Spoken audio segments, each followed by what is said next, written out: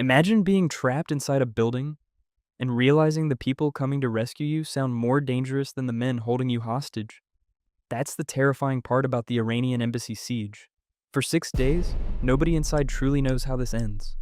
The gunmen are nervous, the hostages are exhausted, and outside, London is slowly turning the entire crisis into live television. Then suddenly, windows explode inward, black figures come through smoke at terrifying speed. Nobody shouts warnings, nobody negotiates anymore. And for the next few minutes, the SAS move through the embassy like men trying to end the entire siege before panic can think faster than they do. But before any of that happens, the entire situation begins almost quietly. At first, the Iranian embassy looks normal. Cars move through the street outside. People walk past without paying attention. Office workers head to work like it's an ordinary London morning. Then armed men force their way inside. Fast, controlled, no hesitation. Within minutes, embassy staff are dragged across rooms at gunpoint while doors get barricaded behind them. Windows covered, phones controlled, hostages separated, and suddenly, an ordinary diplomatic building in central London stops functioning like a building at all. Now it's a pressure cooker. Police arrive quickly, but not quickly enough. By the time armed officers surround the embassy, the gunmen already control the inside completely, which creates a dangerous kind of balance. Because hostage situations are strange. Nobody really has control anymore. Not the police, not the government, not even the hostage takers. Everyone is just trying to stop the situation from collapsing completely, and that becomes harder every hour. Inside the embassy, exhaustion starts spreading through the rooms almost immediately. Nobody sleeps properly. Nobody trusts sudden movement. Every noise outside sounds important. The hostages don't know whether negotiations are working. The gunmen don't know whether British forces are preparing to storm the building already, which means paranoia starts growing everywhere. And paranoid men holding rifles inside crowded rooms are extremely dangerous, especially when they realize there may not be a way out of this alive. Outside, television crews begin flooding the street. Cameras stay aimed at embassy windows day and night. Now the entire country is watching the siege unfold in real time, which quietly creates another problem: pressure. Because every hour the crisis continues. Britain looks weaker. Every delay becomes national news. Every mistake becomes international news. And somewhere nearby, the SAS begin preparing for the possibility that negotiations are already failing. Not dramatically. No loud speeches. No action movie briefing room. Mostly just quiet men studying building layouts and rehearsing how to enter rooms full of civilians at explosive speed without shooting the wrong person. Because inside smoke, inside panic, inside collapsing chaos, everyone starts looking dangerous. While negotiators continue speaking with the hostage takers outside, the SAS begin tearing the embassy apart piece by piece on paper. Floor plans spread across tables, entry routes argued over, window measurements checked repeatedly. And the problem is, some of the information may already be wrong. Rooms could have changed. Furniture could be blocking movement. Hostages could be tied together somewhere nobody can clearly see, which means the assault plan is being built around uncertainty. So the rehearsals become obsessive, again and again. Routes changed, entry timings adjusted, room clearing orders repeated until movement through the embassy becomes almost mechanical. Because in close quarters, a half-second mistake can kill somebody before anyone even understands what went wrong. Meanwhile, inside the embassy, the atmosphere keeps deteriorating. The hostages barely sleep. The gunmen barely trust each other anymore. Every sound outside pulls attention toward the windows. Every delay starts feeling intentional. One hostage later describes men staring at doors for long periods without saying anything. Others keep checking windows that haven't moved in hours. The pressure inside the building is no longer stable. It's spreading. By now, the SAS understands something the hostage takers probably don't. If negotiations fail, the assault will be fast enough to overwhelm the entire embassy before panic can organize itself. Outside the embassy, London keeps watching. Reporters continue speaking calmly into cameras. Crowds gather behind police barriers. People still speculate about negotiations like this is somehow a political problem waiting to be solved. Inside the embassy, the pressure finally breaks. The hostage takers decide they need to prove they're serious. One hostage gets pulled away from the others. Nobody inside misunderstands what that means. The room goes quiet. People avoid eye contact. Some start praying. Others stare at the floor because looking at the wrong person suddenly feels dangerous. Then a gunshot echoes through the embassy. And outside, everything changes instantly. Negotiations are over.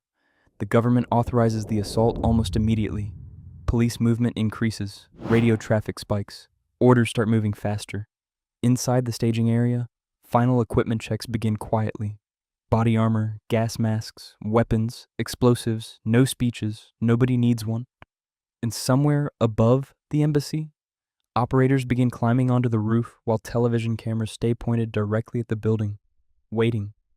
SAS operators begin attaching explosives directly beside the upper floor windows while television cameras unknowingly capture everything live. For a few seconds, the entire operation pauses in this strange silence. Crowds watch from the street below. Reporters keep talking into cameras. Smoke hasn't started yet. Gunfire hasn't started yet. Then one operator steps back from the window. Then the building erupts. Windows explode outward. Smoke punches into the London air. And suddenly, black figures start pouring into the embassy so fast it barely looks organized at all. For 6 days, almost nothing has happened. Now everything is happening in seconds. Flashbangs detonate through the rooms. Gunfire cracks across hallways. People scream over each other inside collapsing clouds of dust and smoke. And somewhere in that chaos, the hostage takers realize the people entering the embassy are not police. Because police usually move carefully, the SAS don't have that luxury anymore. Shock matters. Speed matters. Violence matters. The first few seconds of a hostage rescue often decide whether civilians survive at all. So the assault hits the embassy with overwhelming aggression immediately. No slow room clearing, no cautious searching. Teams surge through shattered windows and narrow hallways before the gunmen can properly react. One room, then another, then another. Fast enough that people inside barely process what's happening before the next explosion hits somewhere nearby. And this is where the operation becomes terrifying. Not because of the gunfire, because of confusion. Inside the smoke, everyone starts becoming shapes first instead of identities. Hostages are running, crying, falling to the floor, trying to hide, sometimes directly beside armed men. Some hostages later said they didn't even realize the SAS had entered the room at first. They just heard boots moving through smoke. And suddenly, the gunmen around them started panicking. Which means every split-second decision inside the embassy becomes dangerous. Too slow.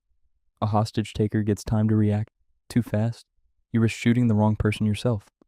And in close quarter, there's no comfortable amount of time to make those decisions.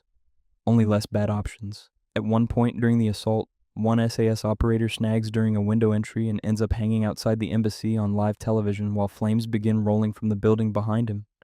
Millions of people watching at home suddenly witness the operation almost collapse in real time. But inside the embassy, the assault keeps moving anyway. Because stopping is worse. Stopping gives the hostage takers time to reorganize, time to grab civilians, time to start killing people room by room. So the SAS push deeper into the building through smoke and collapsing panic before the gunmen can regain control of the situation. And slowly, the balance inside the embassy starts changing. The hostage takers are no longer controlling the building anymore. Now they're reacting to it, which is much worse, because experienced special forces teams are terrifying once momentum shifts in their favor. Every movement becomes faster, more aggressive, more controlled. And somewhere inside the embassy, the hostage takers begin realizing something fatal.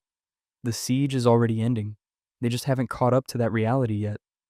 Then suddenly, the noise starts dying. Not all at once.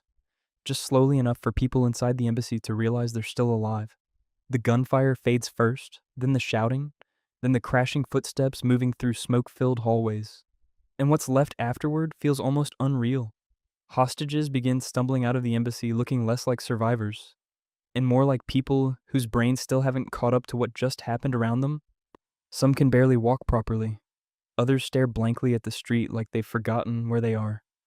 Because a few minutes earlier, they were trapped inside a building full of armed men waiting to see who got killed next. Now suddenly it's over. Or at least physically over. Psychologically, it's different. Most of the hostage takers never really recover once the assault begins. The speed of the SAS assault collapses the siege almost immediately. Some gunmen are killed during the fighting, One survives after blending in with the hostages and trying to escape the building unnoticed, which says a lot about how fast the situation inside the embassy disintegrated. Because by the end of the raid, even the hostage takers are trying to escape their own hostage situation. Inside the embassy, the rooms still look violent. Broken glass across the floors, burn marks around shattered windows, furniture ripped apart during the assault, the smell of smoke still hanging through the stairwells, while SAS operators continue moving room to room, making sure nobody inside is still armed. And that's the strange part about hostage rescues. People imagine relief afterward, but immediately after violence, most people just feel shocked. The human brain doesn't transition cleanly from, I might die in this building, to, I'm safe now. Especially not in minutes. Outside, London is already replaying the footage over and over again. The explosions, the smoke, black figures emerging through broken windows. The SAS operator hanging from the building while flames roll behind him, like something from a war film people can't believe is real. The images spread across the world almost instantly. And within hours, the Iranian Embassy raid stops feeling like a hostage rescue. It becomes mythology. Because what people witnessed wasn't just soldiers shooting their way through a building. It was controlled violence operating at terrifying speed. For 6 days, the siege feels immovable, untouchable. Like one wrong decision could get everyone inside killed. Then suddenly, men in gas masks come through the windows and collapse the entire situation in minutes before panic can even reorganize itself. And that changes how the world sees special forces forever. Before this raid, units like the SAS mostly exist as rumors. Quiet men doing dangerous things somewhere far away from cameras. After this, the entire planet suddenly has a very clear image burned into its memory. Black overalls, gas masks, explosives, absolute aggression under absolute control. And decades later, people still study the Iranian Embassy raid for the same reason it shocked the world in the first place, because underneath all the smoke, gunfire, and chaos, the operation feels less like a battle and more like violence executed with terrifying precision.